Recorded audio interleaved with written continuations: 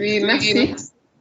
Merci, Dr Modou, pour cette présentation. En fait, j'ai eu un doute. Je me suis demandé si c'est moi qui n'ai pas bien suivi. Est-ce que dans ta présentation, tu as pris en compte, tu as mis les critères d'entrée en soins kangourous? Est-ce que tu as mis les critères de sortie des soins kangourous? À quel moment l'enfant sort des soins kangourous? Il y a les critères de sortie des structures quand l'enfant est en mère kangourou et la critère de sortie du kangourou en lui-même, c'est-à-dire à partir de quand on peut arrêter de mettre l'enfant en kangourou. Est-ce que tu en as parlé? Oui, j'en ai parlé sur cette diapositive. D'accord, d'accord, merci. Voilà, merci. Donc, merci pour cette belle présentation. On va laisser la parole à Oxyle déjà. Oxyle, est-ce que tu as quelque chose à ajouter par rapport à la présentation avant qu'on donne la parole aux autres?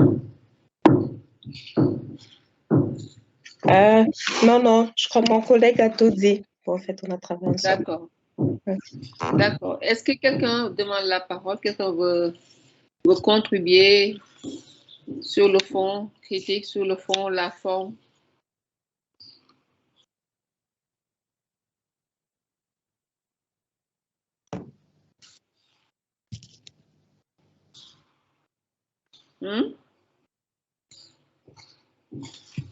Personne?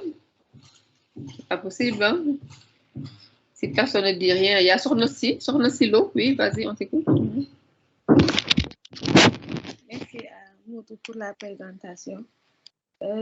Moi, mon souci, c'est, je voulais juste demander, parce qu'en pratique, j'ai vu dans sa présentation que les soins kangourous, c'est pas seulement le kangourou en tant que tel, la maman qui tient l'enfant, mais j'ai vu qu'il a intégré aussi l'alimentation dans les soins kangourous. Donc, je ne savais pas qu'il y avait cette notion d'alimentation dans les soins kangourous, parce qu'en pratique, moi, ce que je vois, c'est que dans les salles où on alimentait d'abord les enfants, puis on les donnait à la maman pour qu'ils fassent les soins kangourous. Donc, je ne savais pas que l'alimentation... Ils étaient alimentés comment?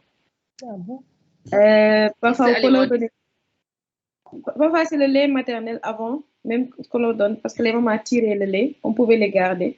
Ou bien on donne du lait artificiel, parce que les mamans ne venaient pas forcément à l'heure d'alimentation, parce qu'on n'a pas de salle kangourou en tant que tel, en fait. On n'a pas de salle kangourou, c'est juste... Voilà. Et ma deuxième question, c'est par rapport à tout ça.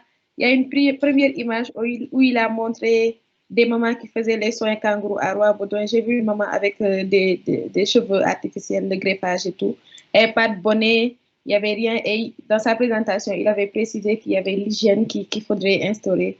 Et je pense que cette image-là aussi, il faudrait la revoir parce que la maman, elle a des cheveux artificiels, elle n'a pas mis de bonnet ni rien. On peut voir l'image, Modou? On peut voir l'image. Tu as enlevé ta présentation, Modou.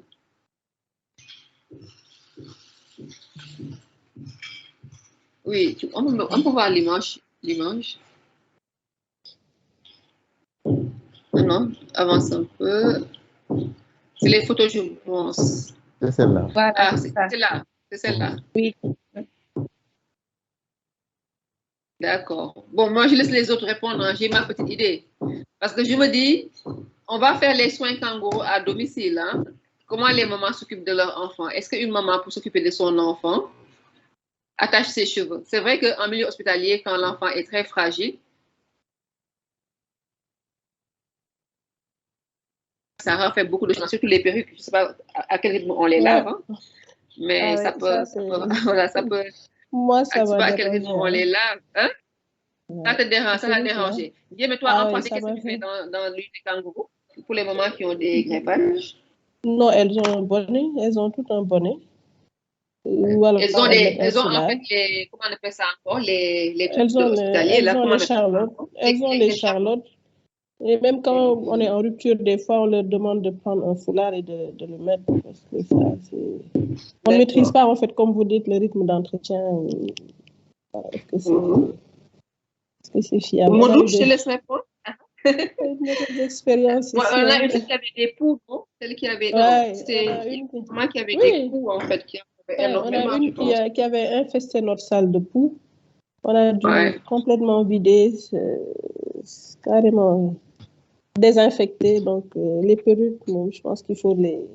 En fait, il faut juste leur expliquer. Hein, quand on leur explique, Il y en a qui l'enlèvent tout simplement. Il y en a qui l'enlèvent tout simplement, ou bien quand ils n'ont vraiment pas le choix, on leur donne une charlotte. Ok. D'accord, merci. Modou, est-ce que vous avez quelque chose à répondre à Sokhna Silo par rapport à ses préoccupations? Merci. Elle a posé des questions, je pense. Merci, Sokhna. Bon, pour cette image, je pense qu'on va prendre acte parce que c'est vrai que la maman n'a pas respecté tous les consignes plus haut pour une bonne mise en position kangourou. Il devait au moins porter une charlotte.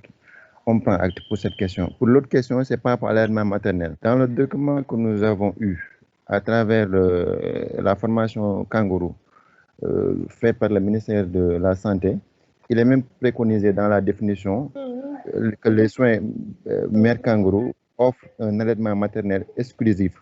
Cet effet est très marquant dans la définition formulée par le ministère de la Santé. C'est l'un des avantages pour lesquels les soins mère kangourou sont favorisés parce qu'il y a un contact peau à peau et l'enfant est également apte à faire une succion d'églution bonne, permettant de faire une bonne alimentation maternelle exclusive. Je pense que c'est un critère qui est très important dans la définition, même si je ne l'ai pas inclus, mais c'est un critère dans la définition des soins mère kangourou. Tu veux acheter quelque chose? Merci, Modou. Oui, en fait, moi, je suis un peu étonnée parce que, en fait, l'allaitement maternel, c'est une composante des soins kangourous. Et c'est vraiment une occasion de même la réussite de cet allaitement-là.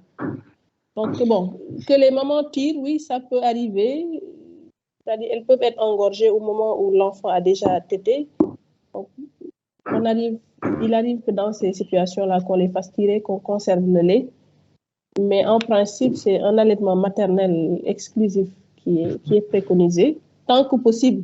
Maintenant, on a eu des cas où les soins kangourous étaient faits par une tierce personne parce que la maman était malade, en tout cas indisponible.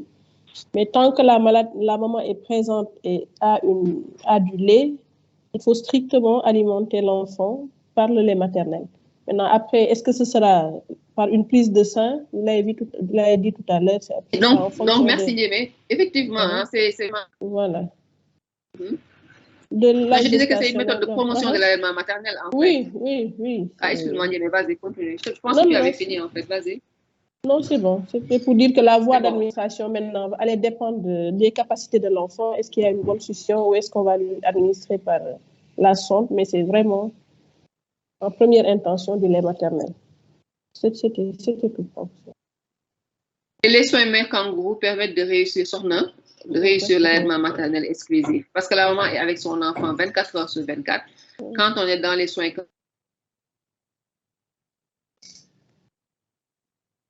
l'enfant à volonté, l'enfant... Et il y a même certains agents qui proposent même de ne pas descendre l'enfant carrément pour la tétée. Hein. Ça dit pour que l'enfant puisse prendre le sein et de l'alimenter comme ça.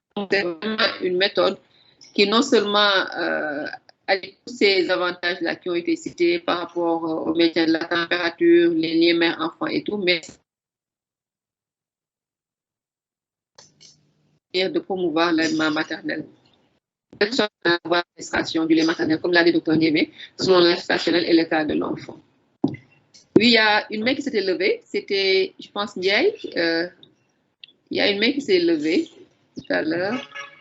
Mamoudou Ndiaye, oui, tu as la parole. Merci.